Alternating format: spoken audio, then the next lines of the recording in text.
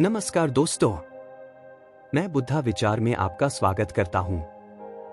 आज हम एक ऐसा विषय बताएंगे जिससे लगभग हर कोई कभी न कभी गुजरता है, ओवरथिंकिंग या ज्यादा सोचने की आदत।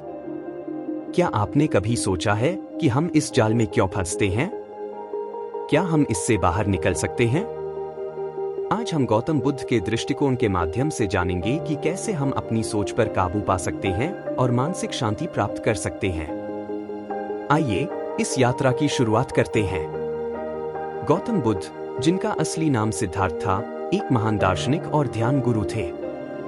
उन्होंने जीवन की जटिलताओं को समझने और मन की शांति पाने का रास्ता दिखाया। बुद्ध के अनुसार हमारी सोच और विचार ही हमारी वास्तविकता बनाते हैं। यदि हम अपने विचारों पर ध्यान नहीं देंगे तो हम तनाव और चिंता में फंस सकते हैं।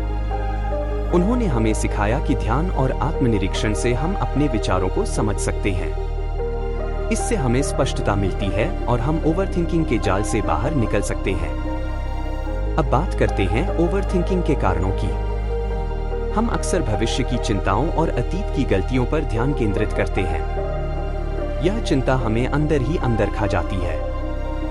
गौतम बुद्ध ने कहा कि हमारे दुख का मुख्य कारण हमारी इच्छाएं और अपेक्षाएं हैं। जब हम किसी चीज को पाने की कोशिश करते हैं लेकिन उसे नहीं पा पाते, तब हम चिंता में पड़ जाते हैं। यह चिंता ओवरथिंकिंग का मुख्य कारण बन जाती है। बुद्ध ने कई महत्वपूर्ण उपदेश दिए हैं जो हमें ओवरथिंकिंग से बाहर निकलने में मदद कर सकते हैं। ध्यान और मेडिटेशन। ध्यान का अभ्यास करने से हम वर्तमान में रहने की कला सीखते हैं। यह हमें हमारे विचारों पर नियंत्रण रखने में मदद करता है। 4 आर्य सत्य। बुद्ध ने कहा कि दुख को समझना और स्वीकार करना आवश्यक है। जब हम अपने दुख को समझते हैं तो हम उससे मुक्त हो सकते हैं। यह समझ हमें ओवरथिंकिंग से बचाती है। अष्टांगिक मार्ग। यह हमें सही दृष्टिकोण, सही सोच और सही कार्य करने के लिए प्रेरित करता है। जब हम सही दिशा में बढ़ते हैं तो ओवरथिंकिंग अपने आप कम हो जाती है। अब बात करते हैं कुछ प्रैक्टिकल टिप्स की जिनसे आप ओवरथिंकिंग को कम कर सकते हैं। Mindfulness practice. अपने हर पल को जीने की कोशिश करें। जब आप खाना खा रहे हों तो उस खाने का स्वाद लें, उसकी खुशबू महसूस करें।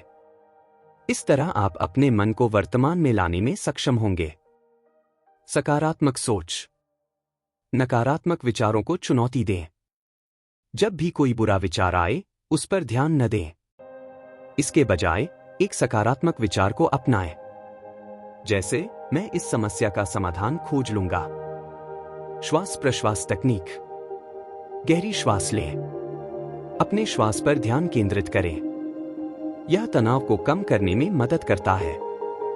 उदाहरण के लिए, 4 सेकंड तक श्वास लें, 4 सेकंड तक रोकें और 4 सेकंड तक छोड़ें। इस प्रक्रिया को 5 से 10 बार दोहराएं।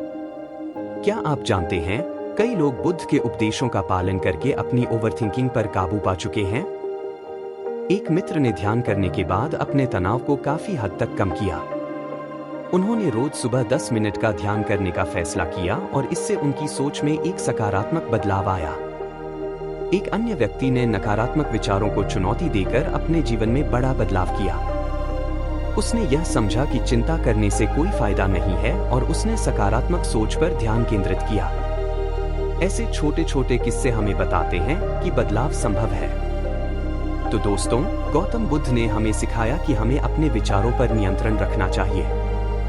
आज से जब भी ओवरथिंकिंग आए, ध्यान करें, वर्तमान में रहें और सकारात्मकता को अपनाएं। याद रखें, जीवन में केवल वही चीजें महत्वपूर्ण हैं जिन पर हमारा ध्यान होता है। हमें अपने मानसिक स्वास्थ्य को प्राथमिकता देनी चाहिए। अब मैं आपसे पूछता हूं, आपकी ओवरथिंकिंग का सामना कैसे करते हैं? क्या आपके पास कोई उपाय है? कमेंट में बताएं। अगर आपको यह वीडियो पसंद आया हो तो कृपया चैनल को सब्सक्राइब करें, इस वीडियो को शेयर करें और हमारे अगले वीडियो के लिए नोटिफिकेशन बेल दबाना न भूलें।